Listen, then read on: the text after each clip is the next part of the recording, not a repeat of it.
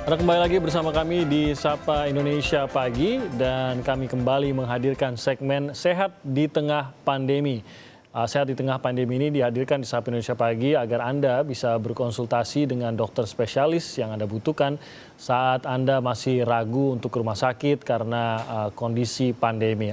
Memang tidak disarankan kalau memang tidak benar-benar harus untuk Anda berkonsultasi khususnya ke rumah sakit karena banyak rumah sakit yang saat ini masih fokus pada perawatan pasien-pasien COVID.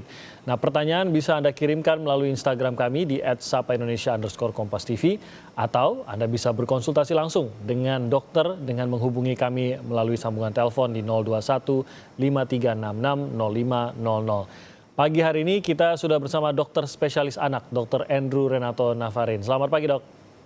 Selamat pagi. Semoga sehat terus, Dok, dalam bertugas. Amin. Dok, kita langsung saja, Dok, untuk menjawab sejumlah pertanyaan yang sudah dikirimkan pemirsa melalui Instagram kami di @sapa_indonesia_kompas.tv.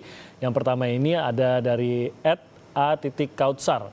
Anak saya laki-laki usia 6 tahun. Ia mengalami keterlambatan bicara dan sampai saat ini masih ada beberapa kata yang belum tepat diucapkan. Kesulitan menyebutkan angka secara urut yang bentuknya mirip. Sampai saat ini juga masih sering memakai sandal maupun sepatu secara terbalik dan dia nyaman saja dengan kondisi tersebut. Anak ini mudah lupa meskipun baru sebentar disebutkan bunyinya. Nah, apakah anak saya ini mengalami disleksia dan jika benar, bagaimana mengatasi hal itu, Dok? Ya, oke, baik. Jadi kalau udah usia 6 tahun masih ada kesulitan bicara, memang secara umum kita sebutnya istilahnya speech delay. Tapi speech delay ini banyak sekali penyebabnya dan disleksia termasuk salah satu dari penyebab speech delay itu. Memang yang disebutkan oleh Bapak Kautsar tadi memang mirip sekali ke arah kalimat, ke arah istilahnya diagnosis disleksia. Tapi untuk memastikannya itu memang harus ke bagian tertentu. Misalnya di anak ada subspesialisasi seperti neurologi. Nanti di situ akan diperiksa lebih lanjut apakah disleksianya itu benar-benar benar disleksia atau bukan. Kemudian bila benar pun akan ada pengarahan untuk terapi yang sesuai untuk itu. Ya memang kalau benar ini disleksia, terapinya pun tidak bisa menghilangkan total untuk disleksianya, tapi bisa jauh lebih membaik lah. Seperti ya kita tahu lah ada beberapa artis yang terkenal yang disleksia, bukan yang saya tahu satu sih yang favorit saya, cuman nggak usah disebut lah, dari luar negeri. Tapi bisa untuk diatasi, paling tidak sampai dia sosialisasi dengan normal lah. Gitu. Oke, jadi apa yang harus dilakukan oleh orang tua, Dok, selain tadi ya memastikan dulu apakah ini memang anaknya mengalami disleksia ke dokter anak spesialis saraf tadi? Ya, jadi memang secara umum ke dokter anak tuh udah pasti nanti dokter anak akan mengarahkan ke bidang-bidangnya untuk ke apakah perlu cek pendengaran, dokter telinga, apakah cek saraf, kemudian cek mata, semua akan diperiksa sampai bisa memastikan bahwa penyebabnya ini. Karena kalau kita tidak bisa memastikan sampai jelas banget diagnosisnya apa, terapinya juga nggak bisa tajam gitu. Oke, jadi memang harus dipastikan dulu ya, Dok, ya kondisinya. Tidak langsung hitam putih disleksia atau tidak begitu ya, tetap aja kondisi harus dicek. Apalagi 6 tahun udah usia sebentar lagi masuk sekolah dasar. Kalau udah nggak ada corona ya, makanya dipersiapkan mulai sekarang sebenarnya. Harusnya sih dari usia 2 tahun anak udah mulai terlambat bicara, sebaiknya langsung ke dokter. Oke, itu saran untuk mungkin orang tua yang juga punya anak umur 2 dan mengalami kesulitan yang sama ya. Oke, kita akan ke pertanyaan berikutnya, Dok. Ini dari @talita Dewan. Dok, saya memiliki anak berusia 2 tahun, perempuan. Dia terkadang tiba-tiba mimisan tetapi tidak demam ataupun gejala lainnya. Nah, biasanya terjadi hanya sebentar, sekitar 5-10 menit, lalu akan berhenti sendiri darahnya. Tetapi akhir-akhir ini dia mulai bicara kalau hidungnya sakit, lalu ia mencoba untuk mengorek hidungnya, namun tidak bisa, hanya bagian luar yang dia korek. Nah, kira-kira kenapa ya, Dok? Oke, baik Bu Talita. Jadi kalau anak sering mimisan memang ada yang harus diwaspadai, yaitu mimisannya berapa lama, mimisan berapa sering, itu nanti kita bisa mengarahkan lebih ke arah yang harus terapi lebih lanjut atau tidak. Cuman memang ini ada beberapa faktor yang mempengaruhi kenapa anak sering berdarah. Misal pertama paling sering trauma itu yaitu tangan sering masuk ke hidung. Kedua memang di dalam hidungnya sendiri pembuluh darahnya gampang pecah. Itu ada beberapa faktor, ada beberapa penyakit bawaan yang ciri khasnya mimisan.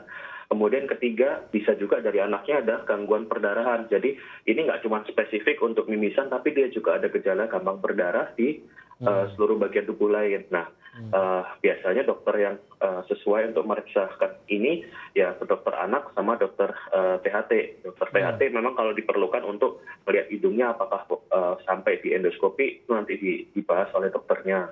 Kalau dokter anak akan periksa secara umum dulu, kemudian untuk memastikan tidak ada kelainan perdarahan. Itu pasti akan diperiksa untuk pemeriksaan darah sih itu. Cuman kalau ngelihat cerita deskripsinya, biasanya kalau di bawah 15 menit itu bukan termasuk yang tadi yang saya sebutkan. Cuman memang saya kan harus memeriksa dulu baru bisa mengatakan diagnosisnya. Jadi memang kalau secara umum sih dari waktunya ini termasuk yang yang umum lah, sering terjadi. Cuman kalau ibu bilang ini udah sering banget terjadi, terkadang tiba-tiba tanpa gejala lain, sebaiknya dilihat oleh dokter. Oke, adakah cara dari orang tua untuk mengurangi frekuensi mimisan ini, Dok? Mengurangi frekuensi yang jelas satu, pastikan anak tidak memainkan di hidungnya, satu. Kemudian bila terjadi mimisan, jangan diberi pengganjal di bawah hidung, tapi ditekan di tulang hidungnya, tulang lunak hidungnya, tulang rawan ditahan sekitar 5 menit. Jadi bukan di bagian bawah, bukan di sumbat, tapi di bagian hidungnya, karena di situ tempat perdarahannya sering terjadi. Gitu. Berarti di sekitar tengah hidung sini ya, Dok, kayak agak ke atas ya? Hidung sini, betul. Kalau itu nggak berhasil, segera ke unit gawat darurat terdekat, mungkin perlu pemasangan alat khusus dalam hidung. Gitu. Oke. Baik, kita ke pertanyaan berikutnya, Dok. Ini dari @tari_. Adik saya umur 4 dan 6 tahun, saya kurang tahu mereka alergi telur atau tidak, tapi sepertinya mereka alergi protein. Kemarin mereka lagi biduran, terus makan telur, dan sekarang malah jadi luka bernanah gitu, Dok. Nah, sekarang udah di stop konsumsi proteinnya. Jadi penanganan pertamanya apa ya, Dok? Apa obat yang bagus untuk mengatasi lukanya? Silakan, Dok. Oke, baik Mbak Tari.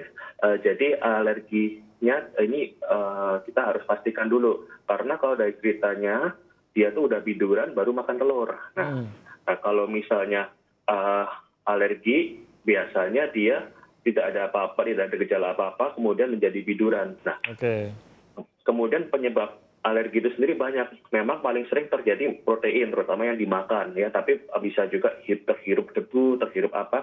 Banyak sekali yang menyebabkan alergi. Jadi kita harus pastikan dulu alerginya apa. Kenapa? Kalau nggak gitu nanti benar-benar di stop semua protein. Akhirnya mereka nggak ada protein, akhirnya beratnya nggak naik-naik. Itu yang kita khawatirin. Jadi sebaiknya dipastikan dulu apa yang dia alergikan. Kemudian yang kedua, dia jadi luka bernanah. Luka bernanah itu bisa jadi aslinya cuman alergi, gatal, digaruk, terjadi infeksi sekunder oleh bakteri. Nah, penanganannya bagaimana kalau udah kayak gitu? Memang itu harus perawatan luka oleh tenaga medis atau oleh dokter. Kemudian kalau perlu pemberian antibiotik, tapi jangan diberikan sendiri. Coba dilihat dulu, karena kadang-kadang luka luar itu bisa menjadi parah dan memerlukan antibiotik yang diinjeksi atau disuntikan atau pemberian lewat infus. Jadi harus dilihat dulu seberapa parah bernanahnya dan seberapa luas dan gejala lain-lain apa gitu. Tapi kalau memang udah fix alerginya, biasanya bisa dihindarin atau dikurangi supaya nggak terjadi gatal, supaya nggak digaruk dan ujung-ujungnya nggak menjadi infeksi sekunder lagi. Gitu. Oke, jadi tidak lantas menghentikan konsumsi atau asupan proteinnya, itu juga tidak. Kalau dia menghentikan telur tapi masih dapat sumber protein yang lain, tidak apa-apa. Itu masih bisa dimaklumi. Ya. Oke, kita ke pertanyaan berikutnya, Dok, dari @tai_b_97. Saya punya anak umur 7 tahun, setelah 1 hari habis minum obat untuk pertumbuhan otak dan penambah nafsu makan, anak saya sudah 3 hari justru susah untuk tidur siang maupun tidur malam. Kira-kira apa, Dok, penyebab anak susah tidur? Baik, jadi gangguan tidur pada anak itu banyak ya penyebabnya ya. Bisa karena perubahan pola tidur atau pada saat malam hari pun istilahnya lingkungannya kurang bagus untuk tidur, terlalu banyak cahaya, terlalu banyak suara misalnya.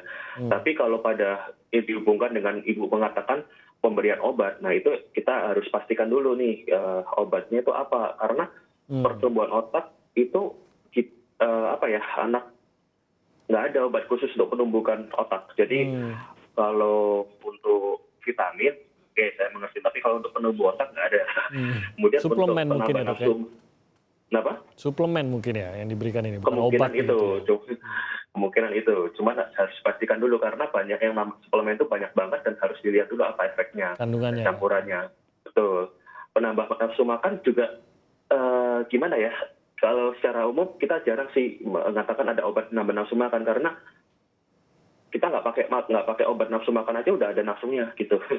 Jadi harus dilihat dulu ini apa nih. Apakah ini bikin susah tidur?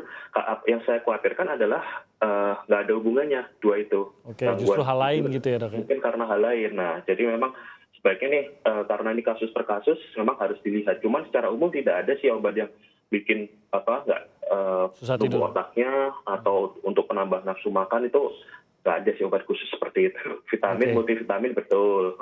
Gitu. Oke, berarti memang sisi-sisi lainnya harus dilihat juga itu kebiasaan atau asupan lainnya dari anak tersebut ya. Oke, baik. Ini mungkin tentu saja orang tua punya dugaan-dugaan mungkin ini penyebabnya, tapi sekali lagi harus dilihat mungkin saja dalam keseharian itu ada hal lain juga yang baru yang dia lakukan atau dialami oleh anak tersebut. Baik, kita akan break dulu sebentar, Dr. Andrew, dan nanti kita akan kembali dengan menerima penelpon dan dokter nanti akan menjawab pertanyaan-pertanyaan dari penelpon. Anda bisa menghubungi kami mulai dari sekarang di 021 5366 0500. Kami akan hadir kembali usai jeda berikut ini.